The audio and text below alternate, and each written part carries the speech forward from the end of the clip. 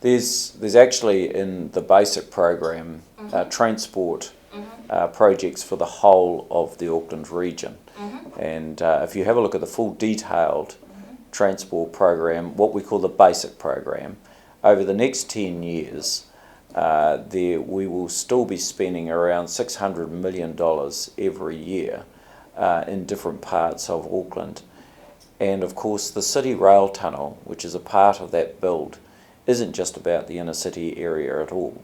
It's about providing a comprehensive suburban rail network where you'll get 3 times as many people on the whole suburban rail network, and it will save people up to a half an hour across that rail network in terms of how quickly they get to and from their different destinations.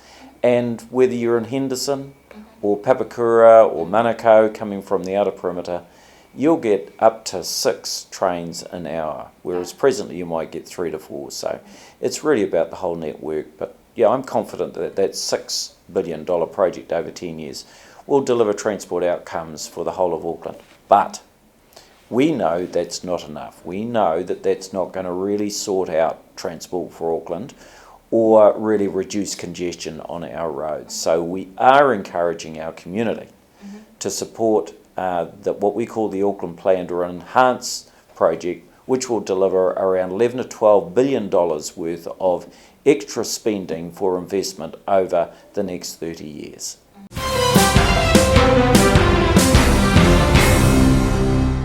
The primary transport plan for the North Shore or north of the Harbour Bridge is a new second harbour crossing, which will be 2 tunnels like Shanghai across the harbour, and it is a 3.5 kilometre tunnel, 1 tunnel north, 1 tunnel south, 15 metres in diameter, and the government would like to start that in 8 years' time.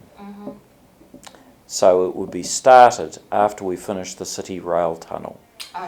And that is to take transport pressure off the bridge and to give people 3 lanes of roading each way, plus also the possibility of putting rail connections through at the same time. So that is the big North Harbour transport project, and that's one that primarily the government puts in place, but we share in terms of connecting it to other transportation networks. Secondly, we're doing extended bus networks from the suburbs into the busway, and we are looking to work with the government extending the busway presently up to Orewa. Now, we know, for example, that we can only do 2 park and rides in the next 10 years under the very basic transport program. We would like to do 30 in the next 30 years, and so that's why we're encouraging people to support the enhanced transport program.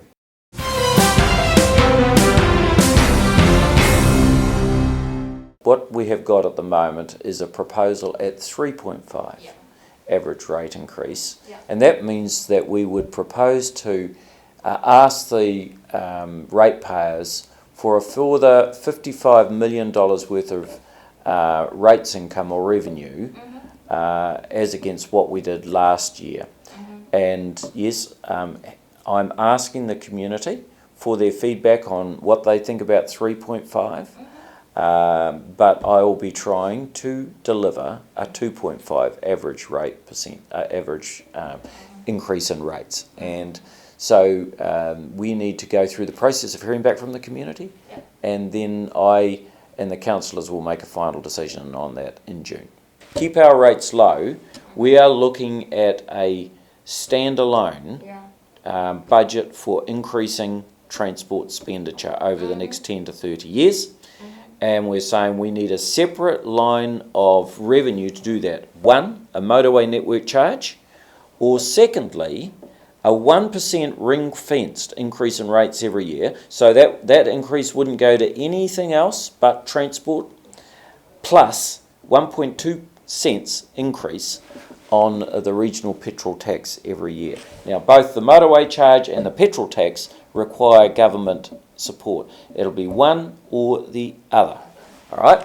And so either of those would deliver $300 million extra revenue a year, and that would be used only to spend on transport expenditure and building our transport networks, whether it's roads, bus, rail, ferry or cycleways. So far, everyone said they like the idea, or 60% of people are saying that they think, yes, one, we should invest more, so we back the Auckland Transport Plan, and secondly, they're about 55-60% in support. We won't know fully yet, but the general trend is about 55-60% in support of the motorway network change. I will tell you which one I absolutely prefer once Aucklanders have had their say. I think there are benefits on both sides, and that's why I want them to have their say, because it's one of those instances where, as the leader, I'm saying, look, here's a couple of great options. Either of these will work. The rates and the petrol tax, simpler, cheaper, but it doesn't decongest. It doesn't help with the congestion in our roads. This one, motorway network charge, more expensive to put in place, costs more to operate, but it helps to take cars off the road, because people will make a choice and they might get on the bus, train, ferry or their car off the side road. So both of them have got good options. And once the people have had their say, then I'll be clear about which way I think we should go forward.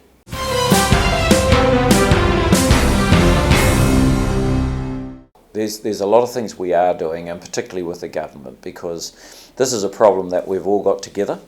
So we work very closely with the government under a housing accord to make land and inner city land available for new apartment development, for new detached houses, courthouses, and we work closely with the private sector to provide them with the opportunity to get faster consenting processes, less cost to them, less delay, so that they can build with some real pace. And that's been happening. We're seeing a 20 to 30% lift in resource and building consents in the last year. Many more houses been built.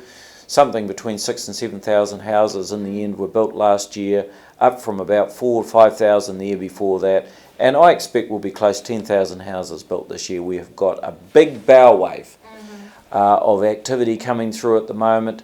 Not just houses, but lots of new commerce and building, because we're short of that, particularly downtown. We've got no office space, so we need to build commercial office space, very fast. So there is a big housing and property build going on in Auckland, and we're going through this year and in the next 2 or 3 years. Now, in terms of the price of houses, we believe on the basis that we're building more houses, that will start to moderate a little bit in terms of the general price of the houses. But look, the city's a lot of population growth at the moment now, growing at about 2.5% per annum, so about 35,000 extra Aucklanders in the last 2 years. So, that in itself adds significantly to the pressure on houses, and that's why we're encouraging and providing the right framework for as many houses to be built as possible.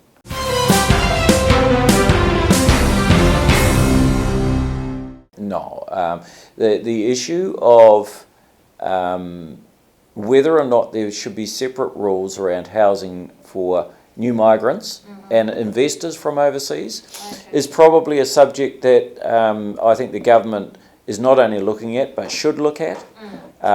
You see those types of rules in place all around the world, where they're property type tax arrangements for new migrants. And I think that's a discussion and a debate that will happen in New Zealand as we look at the role of overseas investors. The largest group of overseas investors in the property market in Auckland are Australians. And the reason why they are is because there's no capital gains tax in New Zealand. But there are capital gains taxes in Australia. So they like to invest here. It is worth our while having a good analysis of that as being one of the options of how we maintain some element of management around overseas investment.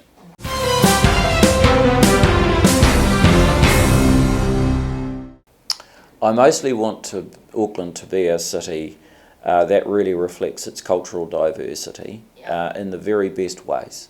A city that leads the world in every sense, in its tolerance and its embrace of those who come from around the world, and that we show that in our energy and our ideas and our innovation, and in the way in which we creatively enjoy each other's company with our events and that sort of stuff. So that's the thing that I think really shows Auckland apart. Firstly, it's reference back to Māori and the fact that it is the world's largest Māori city and Polynesian city, but that it's got such a great multicultural heart. And then secondly, that physically as a city, we move in a seamless way, that we've really worked out our transport networks so that our transport arrangements are environmentally sustainable, that mostly we run our transport on renewable energy, that we deliver low levels of carbon discharge into the atmosphere, but that we've got a seamlessly integrated transport system that gets us around the city in a way that enhances our experience of city life rather than it being the worst thing we think about in our city life. So if we have a city that moves seamlessly and a city that is incredibly tolerant and welcoming of diversity, I think that that would be the world's most livable city by a long way.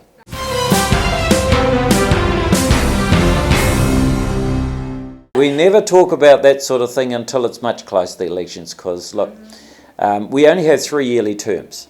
And I think that it's easy in that type of situation in New Zealand to be overly focused on elections. I think it's really important, in my job, that you recognise you can change the world every day. And if you focus too much on whether or not you're going to get elected in 3 years' time, you won't. If you're focused on doing everything you can to make the city better day by day, then maybe you might get re-elected. So we'll see.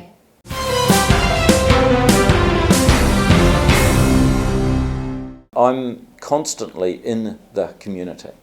So I go to many Chinese occasions, many Korean occasions. We set up town hall meetings, social occasions where I'm available, where I have discussions and they discuss with me.